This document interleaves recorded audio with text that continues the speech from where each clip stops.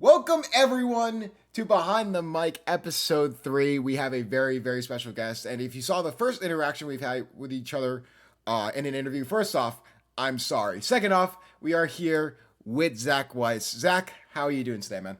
Yeah, I'm good, Justin. We went from trying on TikTok. Oh, it's not allowed. The No feature way. doesn't let us.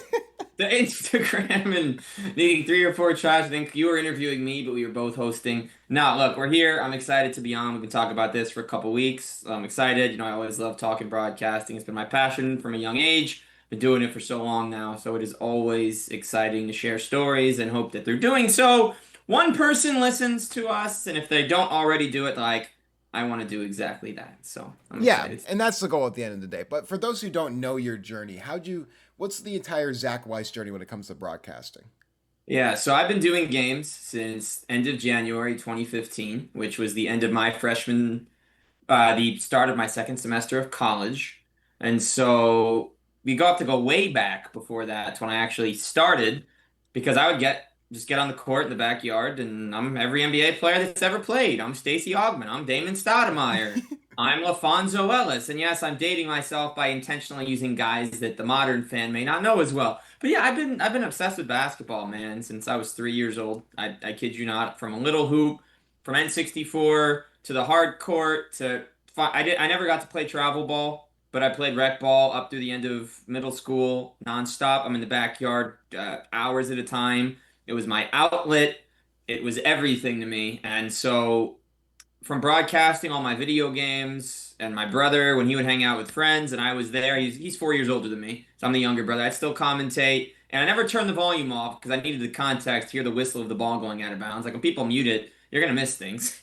But I was doing that for so long for every sport, and to this day, I still play 2K, and I have to have a rational explanation for every trade my team makes, every move that happens in the game, every sub that I make, every situation. I can't turn it off.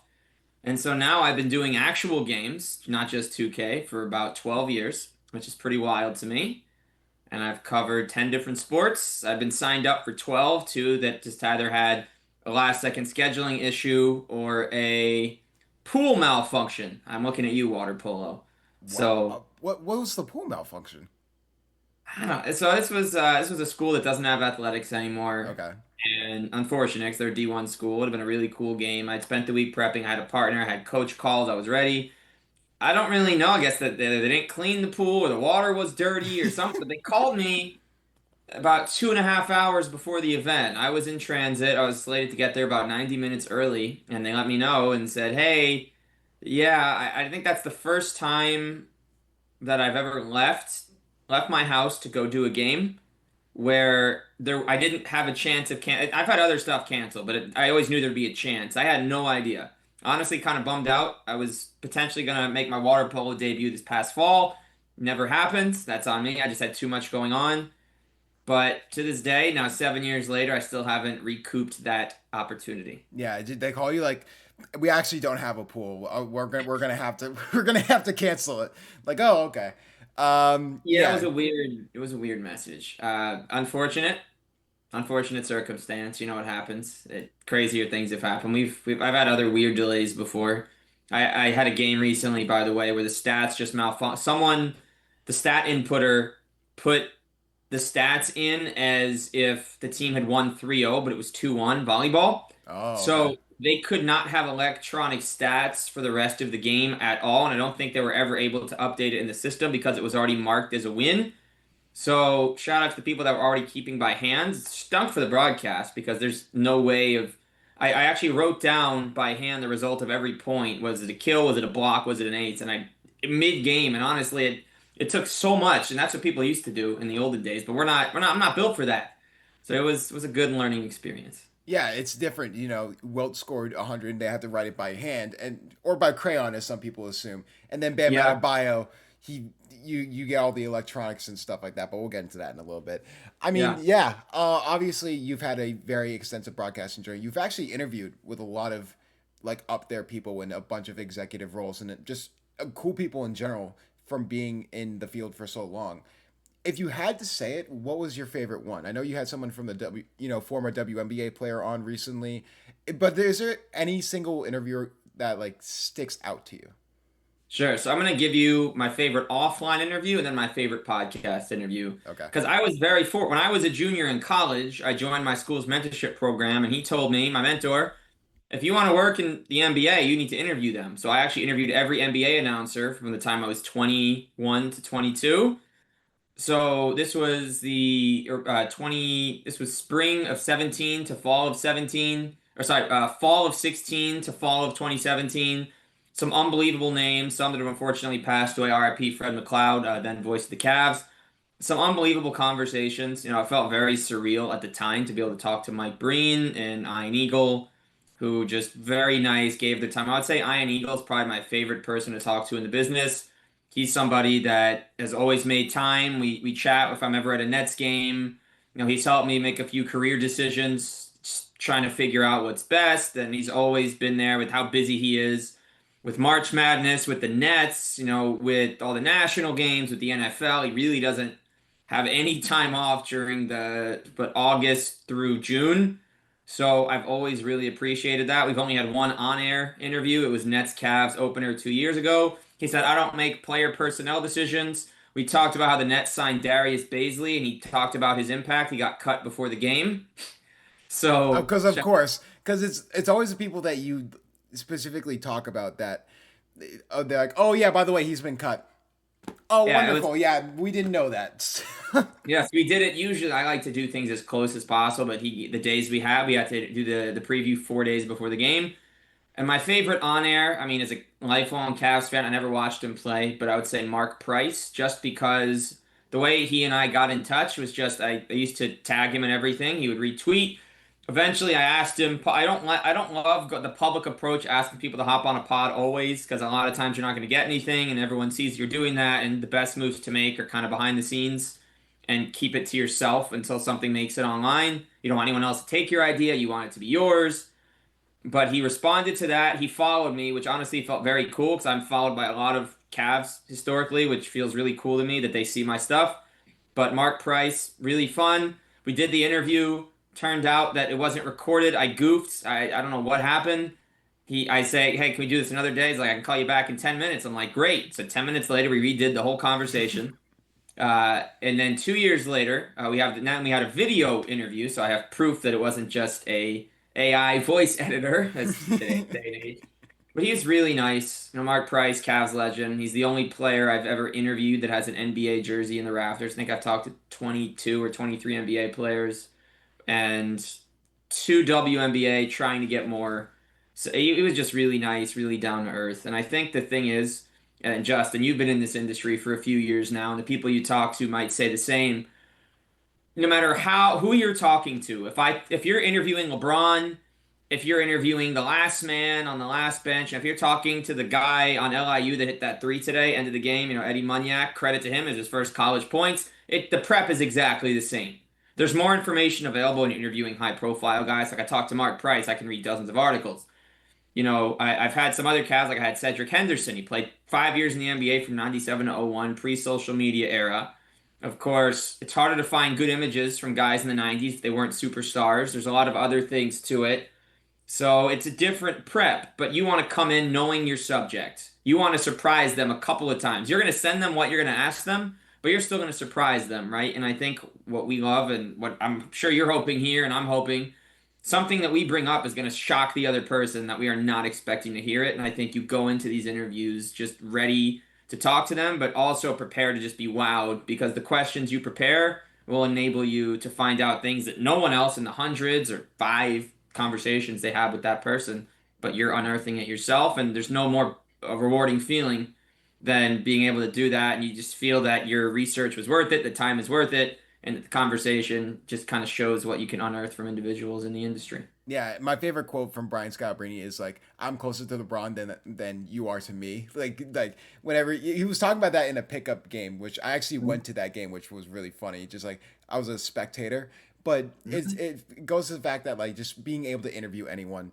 especially in the highest rank, is so cool. Especially NBA players. Have you ever had any players that like have had like the funniest interview?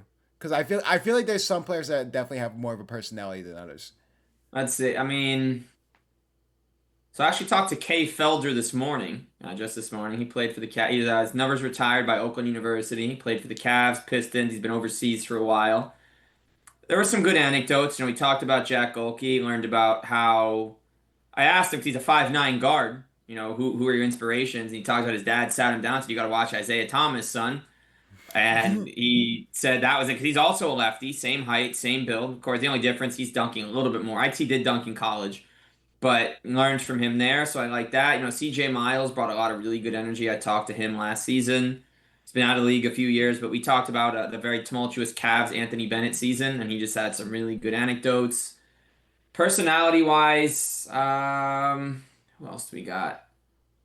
Got some great stuff from Chastity Melvin. She was my first WNBA player, played for the Rockers. I mean, everybody really brings it. I would say, honestly, some of the most unhinged, interesting stuff. Have you ever seen any Sir Yacht content before? I've You know who not. that is? I have not. I have not seen any Sir Yacht content. All right, so real name is Joey Kinsley. He doesn't go by that too often. Sorry if I unearthed that, my man. So I had him on twice to talk about the Cavs, and I'm actually going to give one other name, and then we're going to move past this so we can keep going. He's just really funny. He does all these food challenges. He did a 50 state capital comedy tour over the span of like a month. I don't know how someone does that. And he was trying to interview every Browns quarterback ever, and I think he got 25 of them. And he reaches out, I don't know what the PR stuff, how that works. But he's just done a lot, and he just gives some great stories about how he got started, his first videos. And then he came on my Zach with an H, where he would just talk about his career instead of Cleveland sports, and it was great. The other one I would say I launched my other pod with Steve Max, who's the Simon Says guy. He was the guy I had in mind when I came up. We just talk about careers with people, and he was the first guest. It was an amazing interview. It turns out that my girlfriend knew him before I ever saw him on TV because many years earlier he went to her camp. That's So and super did it. cool. Yeah, and then I'm like, oh my God, I'm watching the Pacers halftime show on League Pass. You're not gonna believe what I'm watching. He's like, Simon says, I'm like, yeah, he came to my camp. Really? Like, yeah. So, and he was just so funny. And I'm sure for you, I'm the third interview here. You never know how it's gonna go with the new project because you got to organize it. You want a style. You want your questions laid out a certain way. And he was the first non-sport specific recorded interview I've done on air probably since college. So we're probably looking at a 7-year gap. And he was just amazing. He broke the ice really fast. So I think that is one. It's not unhinged. I haven't really had an unhinged before. Because in a way, I like to keep things civil enough. If a topic starts to veer in territory, I might make a light comment and I'll steer it back. But as far as just, this is so much fun. Like, I'm really enjoying this. I wish we could redo this conversation for the first time just because of how cool it is. It would be Steve Max. Yeah, no. And that's the thing with like podcasts. Like sometimes like things veer off in wacky ways, but as long as it's still lighthearted, that's all that matters. Like you can have set questions, but kind of like in broadcasting, like stuff could go sideways, and you have to adjust. Like I think anyone who's in that professional field could absolutely agree with that. Going over to broadcasting though, have you what's you obviously you have that thing pinned on your TikTok. We'll mention the socials at the end. Make sure you plug Mhm. that. Uh, you had that one where it was like they thought that they got the kill for volleyball, and then they Yep. and then they saved it. Besides that, what's the most crazy play that you've ever commentated? Yeah, so there's a couple in here. So this was a conference semifinal when I was at Endicott. Gabby Capola, who is 5'2", takes the ball from the other free throw line, throws it over her head, and banks it in like Oh 70 wow, feet. I don't. She still doesn't know how it went in, and the camera person almost missed it. They panned a little bit late. We did see the ball go in. That was crazy. I would say. See, there's a couple. My first ever lacrosse call ever. Intro to the sport. Endicott is playing Union. They're coming down. Chance to score. They miss. It gets saved. Other team pushes with 2 seconds left on the clock. The guy releases from his stick, and with zeros on the clock, it goes through the net. Buzzer beater winner. Insane. that's awesome. Intro to the sport. That's I that mean, that's that that's the best feeling, especially like we mentioned it before we got on the air. The unfortunately the best baseball play I've ever had happened to be on my first ever broadcast, and I was not prepared for whatsoever. Where a player hit the ball and the pitcher grabbed it in front of him like the Matrix and like fell down as he was grabbing it. It was a fantastic play, but I was like stumbling over my words. I voice cracked. It's always like the inaugural ones that get you. Yeah. It's very unfortunate. What's the voice crack counter? Do you have that in your memory? Like when it comes There's to no broadcast? counter. So look, when your voice, it happens. Yeah, You call yourself out. You call yourself out. I think we're human. We catch our foul balls. I haven't caught one during a game yet where I've been working. We're all human doing these games. You know, we do a lot of work for the game, and it's all for the fans and the people watching. You know, it'll be great to get a good call and share that later, but truthfully, in the moment, in real time, you just want the people listening to have the best experience possible. So if you do that, call yourself out. I make bad jokes during games, I admit, and I actually call myself out even when I'm solo. If I don't have a partner to do it, I will do it myself. And it's not making fun of myself, it's not making myself look stupid. I just think, not everything is going to hit. Not everything is going to land. You think about all the Ian Eagle and Kevin Harlan bangers that they've had and amazing moments and synergy and word description. They failed before. This yeah, isn't their first time. Ian doesn't miss anymore. Neither does Harlan. When the squirrel was running on the field and he was calling it drive to the end zone, he probably tried that when he was 18 in college because he was 22 when he got to the NBA. yeah, So certainly do it then. We make mistakes, our voice cracks, like I've had to hem a few times, there it is out loud, but you mute. You got a cough button for a reason. If you can't reach it, your voice cracks. We're human. It's not a mistake. It's genetics. Most of the people announcing games have deep voices, so we all experience the same problem. yeah. So, I luckily have the lucky enough a pleasure to have my color commentator. His name's Rocco, and he literally does all the comedic stuff. Like I'm the one that focuses all on like the actual sports, the actual stuff, and then he brings up, hey, have you ever run into a screen door? Or like he'll bring up like the most random stuff. He's awesome, honestly. He's a radio host also. He's great. And funny enough, I had Jack Calhoun on from Frostburg State.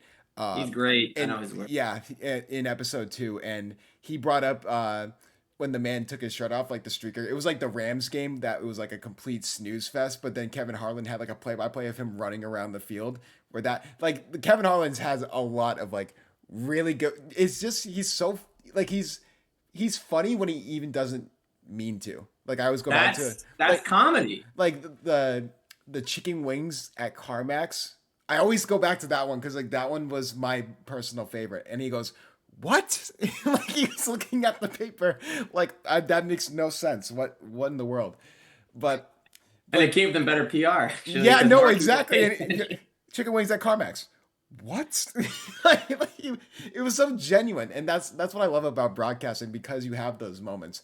Because you're never gonna have like a perfect broadcast, as much as Yeah. like something's gonna go awry or something, whether it's personal or something else. Like it's gonna, but that's what makes it human. That's why I love everything when it comes to broadcasting. I wanted to ask you, uh, there's different Mount Rushmores when it comes to people talking about their favorite, their top broadcasters of all time, top athletes of all time.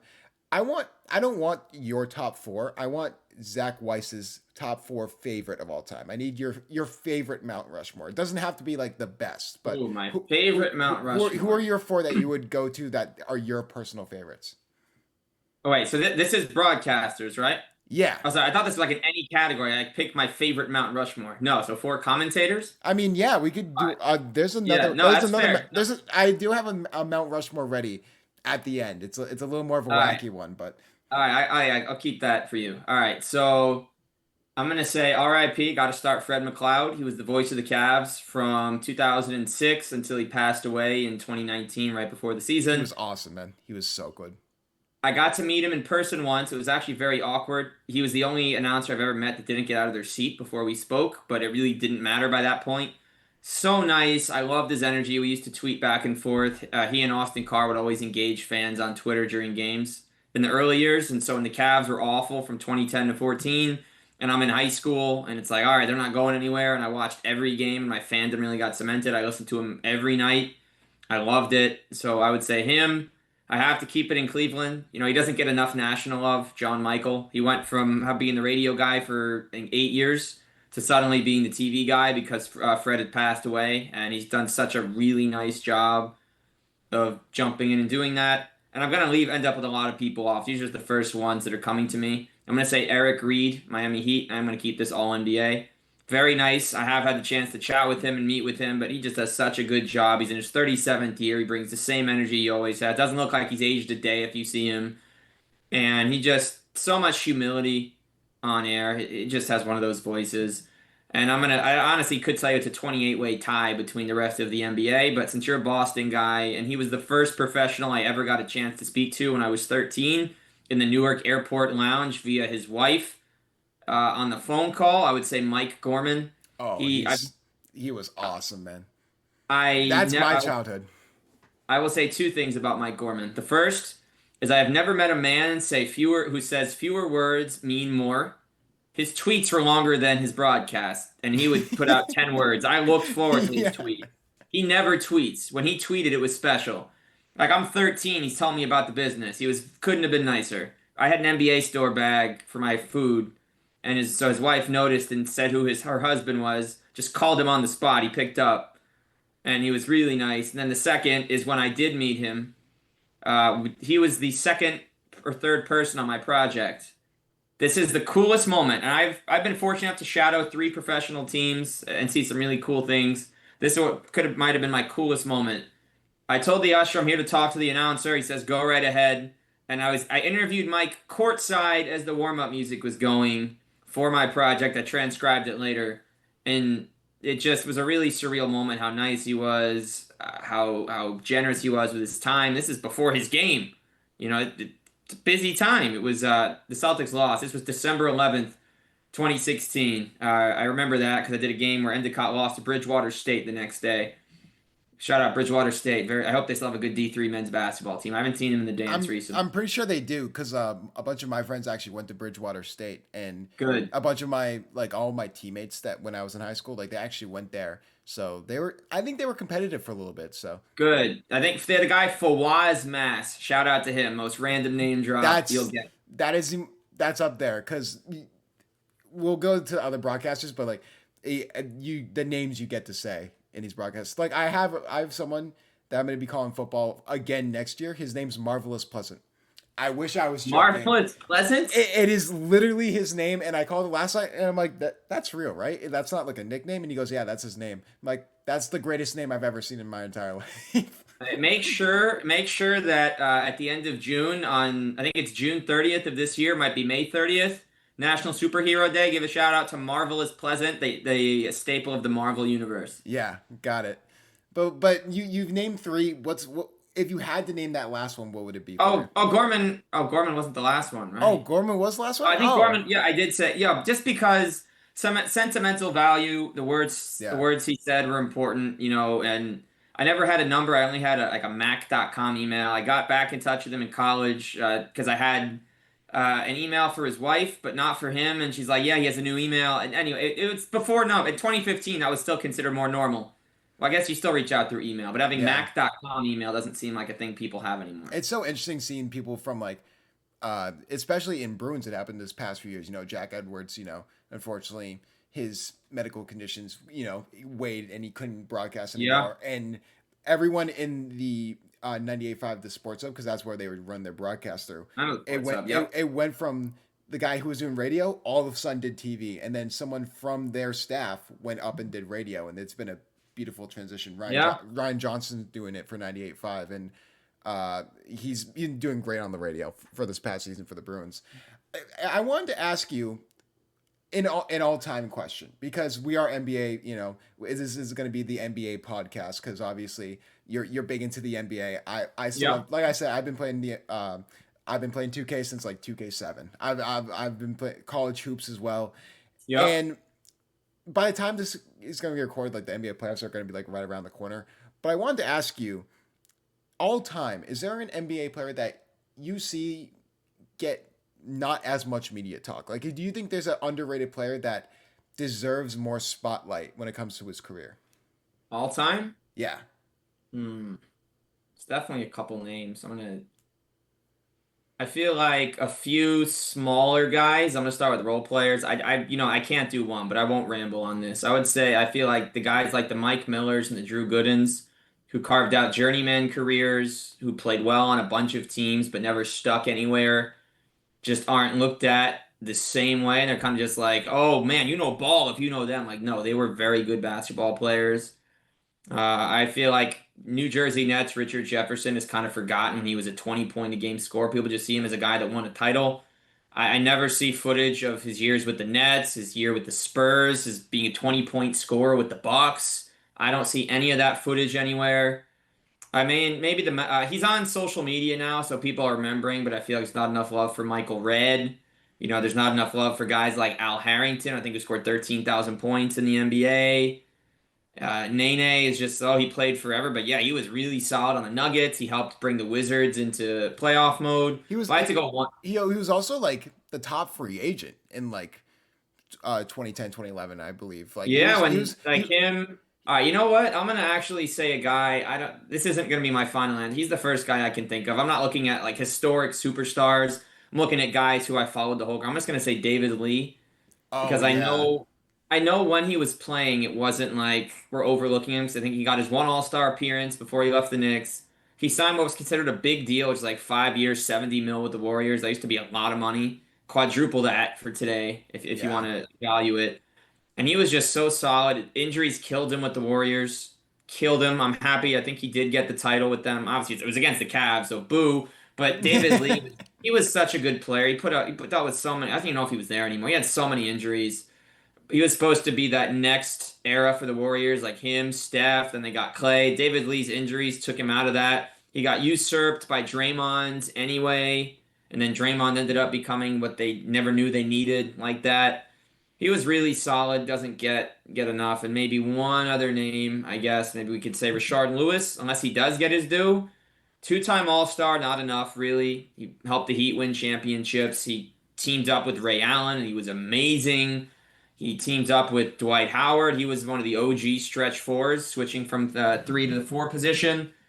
There's so many names. This is. Yeah. I'm gonna just say Rashard Lewis is my answer, as my final answer, not David Lee, just because I feel like nobody talks about him now. They talk, oh yeah, that's this guy that hit threes with the Heat. It's like they forgot about Sonic's Ray Allen too, because that footage on like Forgotten Hoops. I follow all these accounts, old highlights, throwbacks. The ball knowledge epidemic when it comes to people naming, because I think it's definitely just showing our age, because like we're not even that old, but like we know what ball knowledge is, because like you said, we played 2K, like And hoop grids. Do you play hoop grid? yeah, absolutely, yeah, I've Yeah. seen you play hoop grids and it's a lot of fun. Like, and it's just people saying like, oh yeah, Kyle Korver's ball knowledge, and I'm like, what are we doing? I have his shirt. That does if you can find their shirt at any time in the NBA store, it is not ball knowledge. If you It's not. own merch from them, it is not ball knowledge unless the shirt is like 20 years old I minimum. feel like as a Celtics fan, I have to mention like Antoine Walker, because I feel like no one mentions him. That's Obviously, crazy. that's a crazy throwback, because he was the original duo with Paul Pierce, and then he Yeah. sort of fizzled out of the league. I really, first off, thank you so much for hopping on. This was awesome, just catching up with the NBA, and time flies when you're talking ball. But It goes well, fast. now we want to get to some of the more fun questions, and Sure. we mentioned food. You gave me a food question when we did our first interview. Again, if you guys watch that interview, I am personally sorry on your behalf. I'll pay you. I'll pay you back in reimbursement. We did okay. But I wanted you to name. You mentioned Mount Rushmores. Your Mount Rushmore of foods. What are your Oh, top boy. what are your top four meals? Because All I'm right. interested, because you brought up wraps, you brought up burgers and Sandwich stuff. wrap panini. Yeah. Yeah. All right, so I'm gonna start with what I had a couple nights ago. It's been a comfort food since I was in middle school and in high school when I had to give three foods to eat for the rest of my life. This was one of my three answers. I would say sesame chicken. You know, doesn't need to have nutritional value to be an all-time great food. It's when they give you a lot of broccoli, that's another story, but the traditional sense is a lot of chicken, almost no broccoli. So I'm gonna say sesame chicken. It takes me back honestly to being 14, 15, just having Sundays, obviously when I was younger, It was home. My brother and I are 4 years apart. He and I would just watch football all day. We'd have Chinese. It just kind of takes me back to those NFL Sundays when I started watching football and really getting into fantasy for the first time. So nostalgia, I would say Sesame Chicken. Number two, honestly, just a good burger. You really can't go wrong. I've gone to places that are considered well known. I've gone to places that have lower ratings. It feels good. It's something you kind of. I'm someone that times out how often I'm going to eat it. If I have one this week, I'll try to wait Do 2 or 3 weeks do you for have the like next one. do you have like a favorite burger spot? I would honestly say the two fast food spots where you and I don't live. I would say Culver's, which I Oh had in wow. Milwaukee. I've never I hear so much good things about Culver's. Culver's is good. JJ Watt did a whole Culver's challenge a few years ago before I'd been there. And I'm thinking, oh yeah, I'm eating what JJ Watt ate once. Cool. That's sports that for you. And I'd say In-N-Out the first time I had it. It was in Really? Okay. Arizona. I had it in California on my first California visit at the end of last year, but it just hits. Look, it's not the best quality you're gonna get. You want a quality, you'll go to like a nicer restaurant, Yeah. but you have expectations and then it meets it, and it's just like wow. And I'm also gonna say Wahlburgers, specifically the one in Cleveland Well, I near the I will stadium. say this, especially locally, and I don't know why this is a local thing. People hate Wahlburgers here, and I've heard. I do not understand the hate. Well, hey, I love Wahlburgers. I think it's great. the reality show during COVID turns me back on after I didn't like it as much when I went to college in Mass. So I got turned back on. R.I.P. to Alma Wahlberg. I don't know if she actually went by Wahlberg or if she had a different, but the mom, I loved her character on the show. I honestly don't know why. I never watched shows like that. It's one of the only ones I ever watched, but I loved the show.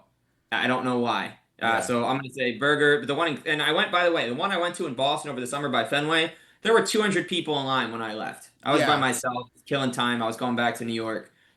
I was by myself. I was the only one alone. I had my book out. I got a double burger, side salad because I had a double burger. Got a balance, you know how it is. It Yeah. was great.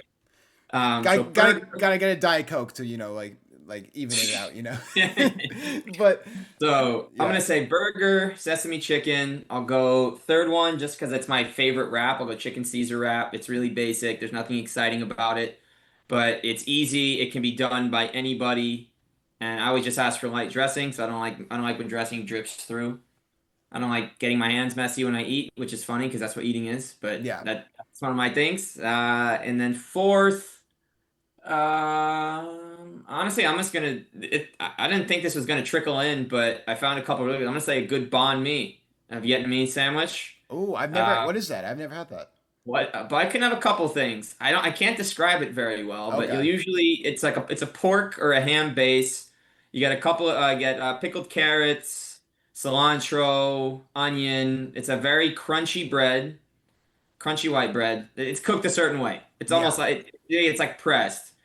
But I got into it because regular show had a whole banh mi episode, and it just made it seem like the best thing ever.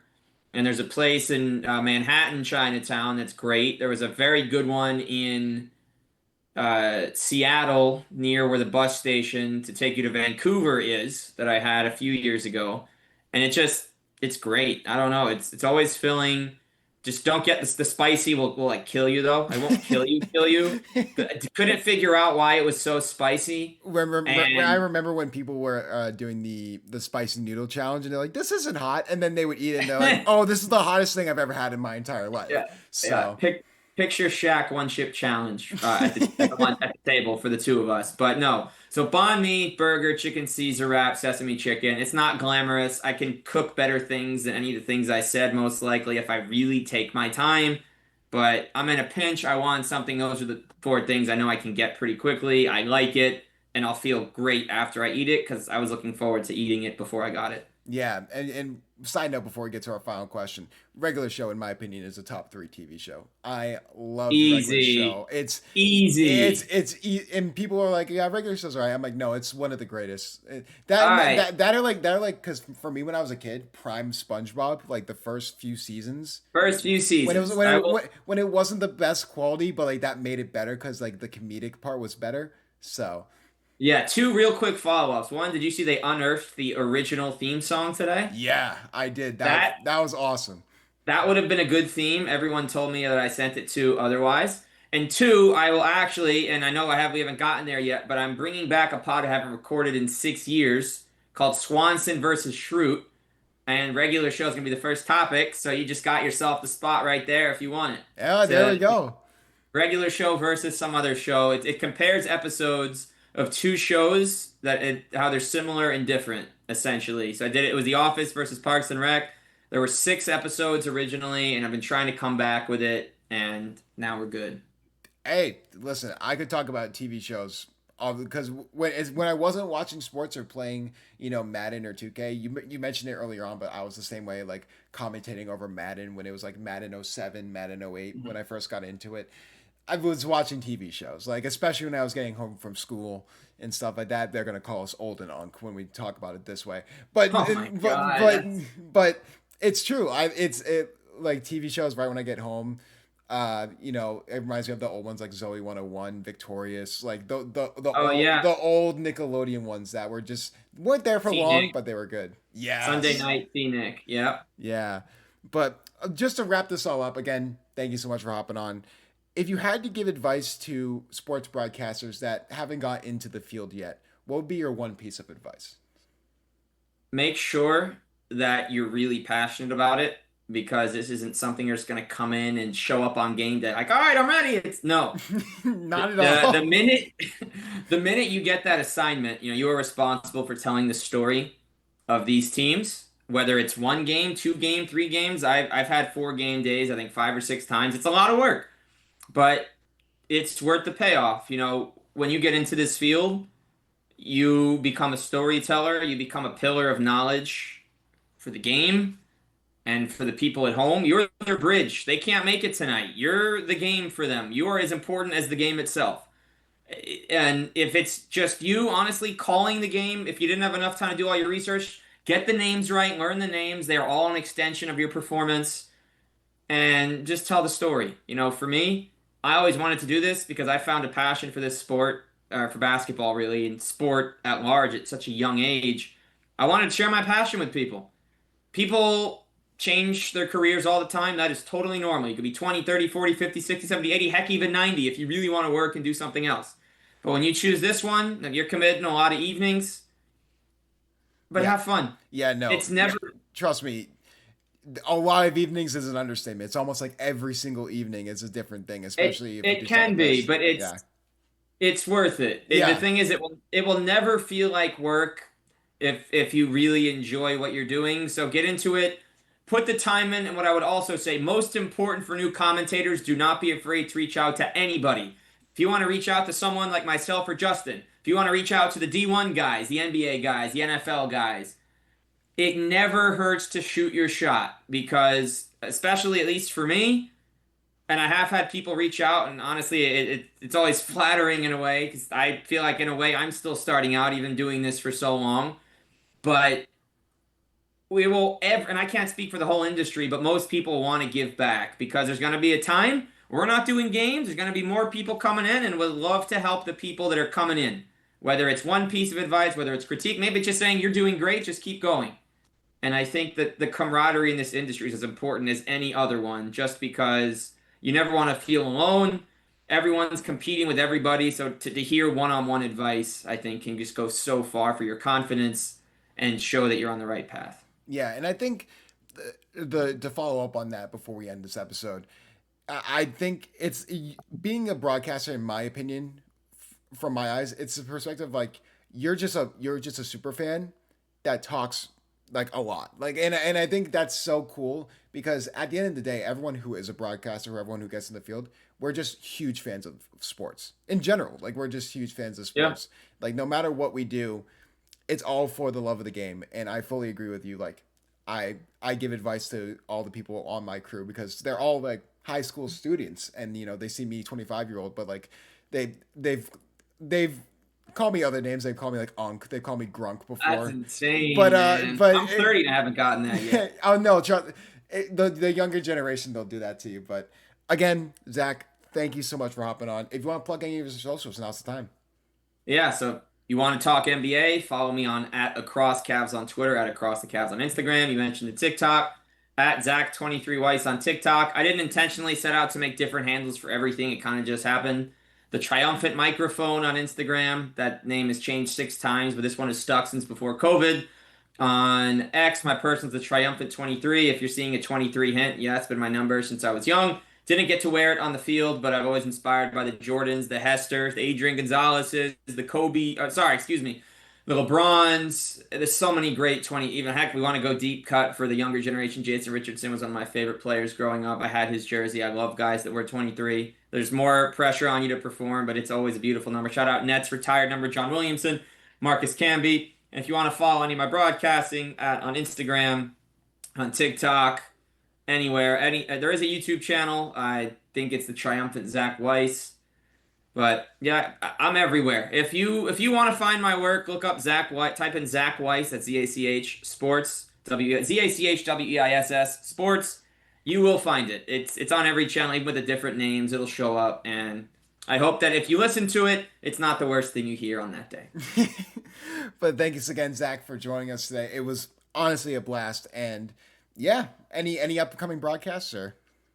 Yes. So next, I've had a bit of a hiatus, so I've had more going on. But next weekend, I will have D1 softball at Wagner and D2 softball at Adelphi. I know this might have already aired, but Yeah. March 28th, March 29th. If we're looking at this April start date, so May 2nd, I will have Wagner softball to finish out their home regular season. So Awesome. May 2nd, Staten Island, Wagner softball. Awesome. Thank you so much again, Zach, for joining us. And that will do it for this episode of Behind the Mic featuring Zach Weiss. We will see you guys for the next episode of Behind the Mic.